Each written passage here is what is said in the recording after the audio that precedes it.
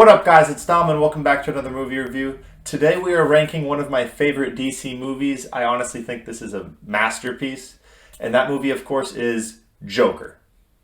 Joker, released in 2019, written and directed by Todd Phillips. Arthur Fleck, a party clown and a failed stand-up comedian, leads an impoverished life with his ailing mother. However, when society shuns him and brands him a freak, he decides to embrace the life of crime and chaos in Gotham City. Now, before we get into the 10 essential aspects of the movie, I need a quick wardrobe change. Now, as you can see, I have the suit from this movie. I wore it senior year of high school, and it still fits me. So I thought, why not? If I'm going to be reviewing this movie, might as well do it right. So now, let's get into the 10 essential aspects of a movie. The first essential aspect is plot. Now, I loved the plot of this movie. I thought it was really, really smart to deep dive into the character before he became Joker and actually have that character progression that is needed for such a big character. And you don't even see him actually put on the suit, put on the makeup, and become Joker till there's like 20 minutes left in the movie, which I thought was probably the smartest choice they could have done. Because now, with the sequel coming in like less than a month, with the sequel coming, they can now have a full movie of him being Joker after having a full movie of character development. I thought that was really smart. They got as deep as they could in this character to really get that interesting origin story, which it is. It's a very interesting origin story. And I also thought Joaquin Phoenix was a perfect choice because of how crazy and how expressive he was in the character. But yeah, I thought the plot was really, really cool, seeing all the reasons why he ended up becoming Joker. Because, not gonna lie, I've seen Joker in other movies, and I really didn't see much of character development figuring out why he became Joker. But in this movie, that's all it showed, which I loved. I really loved that. And I loved that it was also kind of an origin of this universe's Batman, or Bruce Wayne. Because you find out, well, I'm not gonna spoil it, but either way, it's shown in this movie as well, which I thought was a really cool detail to add. The second essential aspect was attraction. Now, as a huge Joker fan, I obviously was entertained through this movie, but I feel like even if you're not, this movie is still entertaining. It's deep. It has emotion with it. It has really cool scenes that really get you invested in the movie. I really think that it is entertaining, not just for massive Joker fans like myself, which is good because that's something that you do want to avoid when it comes to these comic book characters, that if someone isn't into the comics, they might not enjoy the movie. But I feel like this one is pretty well-rounded enough where you would enjoy it even if you had no idea who Joker was going into it, which I think is hard, but I'm glad that they did it that way. But yeah, this movie definitely was entertaining. There was a lot of action scenes, and then a lot of scenes that really made you feel intense, like the subway scene and all the scenes where he had his uncontrollable laughter. Those were good scenes, even if they weren't meant to be entertaining, but they were good because they got you invested. The third essential aspect is theme. I mean, I guess the real only theme of this is if society turns its back on you, you turn your back on society. That's just really what he did in this movie and sums up the whole plot. The fourth essential aspect is dialogue.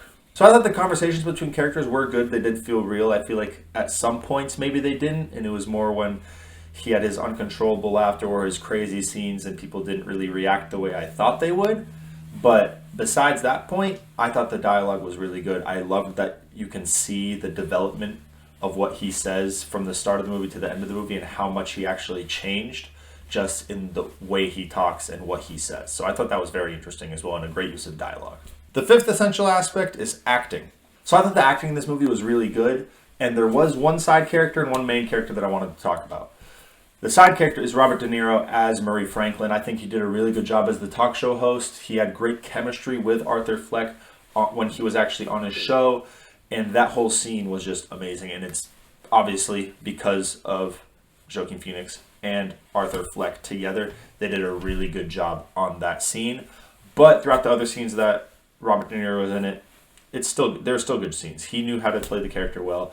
Of course, he didn't have as big of a role as Joaquin did, but he still did really good. And of course, then that made it obvious. My main character that I wanted to talk about is Joaquin Phoenix as Arthur Fleck. I loved his iteration of Joker. I thought that he matched the insanity that was needed for this kind of origin story really, really well. And he just knew how to play the character. And when I found out that he actually just improvised in a lot of the scenes, in the scene where he was punching the clock. I forgot to punch out.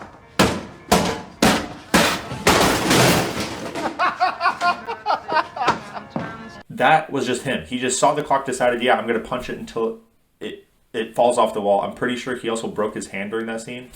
That's how invested in the character he was. And of course, if you're getting that invested in your own character, you're doing a great job, because you have to take over as that character. You have to be that character basically in real life if you want to play it that well.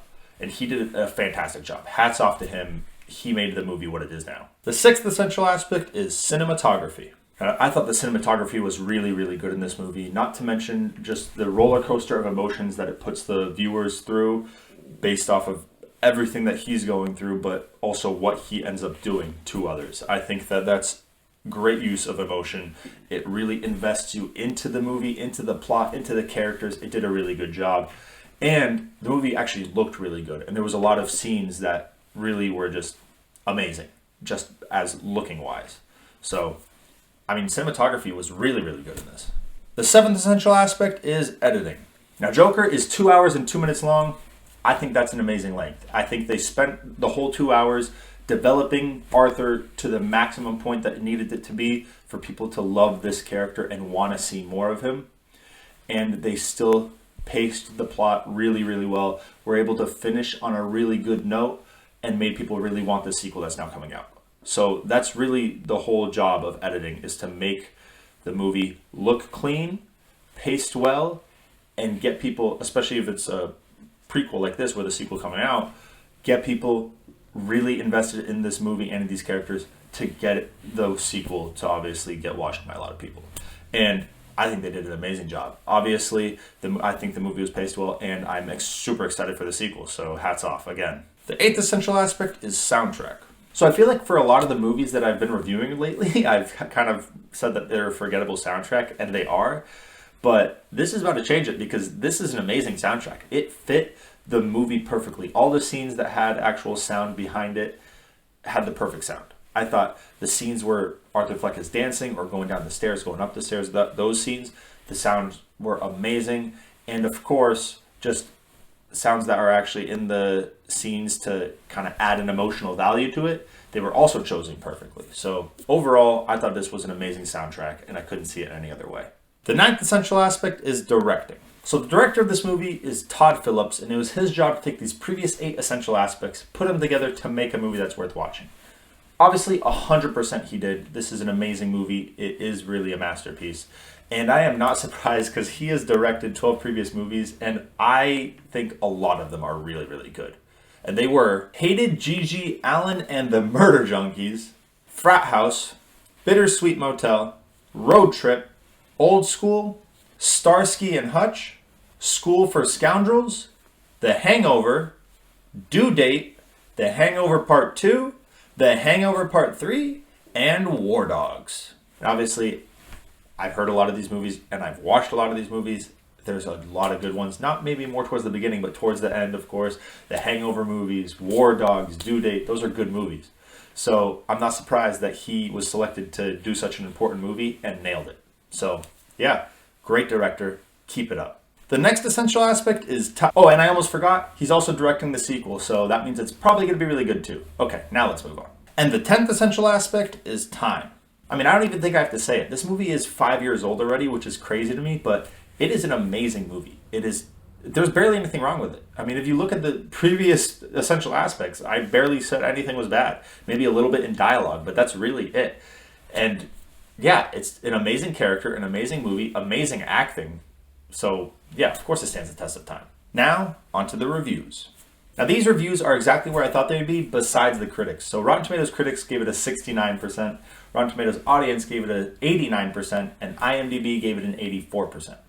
Now 69%, as much as that's high for critics, I still think they should have put it way higher. They should see how good this movie really is and rated it higher. I don't know, get the 69% out of there. It's nowhere near that. Now, 89 and 84. I definitely believe it should be high 80s, if not low 90s. This movie is really, really good. Maybe some dialogue things that need to be worked out, but that's not even much. Honestly, that's just really nitpicking. That's just because I wanted to pick something that was slightly wrong with it to mention. just so it didn't seem like I was making this out to being a perfect movie, which it's honestly pretty close. But I feel like there's no such thing as a perfect movie.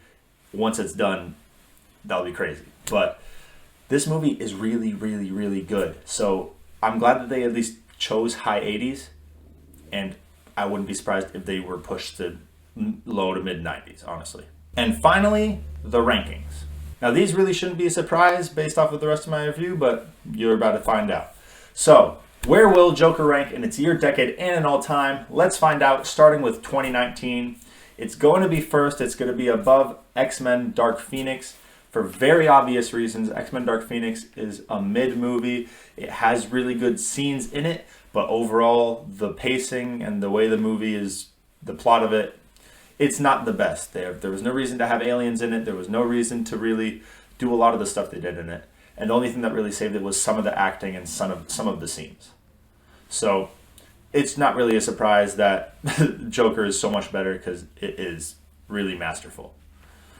And now in the 2010s, it's also going to be first. It's going to be above Deadpool, which that one was harder for me. I just feel like as an origin story, Joker put more time and effort, and well, not really effort because Deadpool is an amazing movie, but they really fulfilled the whole role of an origin story, which is to get as deep into the character as possible. And I feel like Joker did that a little better than Deadpool. And of course, Joker is a little more of a serious movie. It's not really supposed to be as comedic as Deadpool was. And Deadpool will forever be one of my favorite Marvel movies and one of my favorite movies to rewatch at all. But so is Joker, because Joker is such an interesting character. His backstory is so involved, like it makes you want to be involved in it. You are really interested in the character, and I don't know, it's just, I had to choose Joker over Deadpool. It's not by much, not even close. They're going to be stuck together like glue for a while probably, but I don't know, I thought Joker beat it out a little bit. And in all time, of course, that means it's also going to be first above Deadpool for the same exact reasons. Yeah, I don't know, this one's close. Let me know what you guys think. Should I have put this below Deadpool? I mean, it's my ranking, so I really get to choose. But where would you have put it? Thank you guys for watching this video. That is all I have for Joker. If you guys enjoyed it, leave a like and subscribe. And make sure to comment what movie you want me to review next. Don't mind the makeup stains. I'll clean them out. But either way, I hope you guys have an amazing day. Peace out.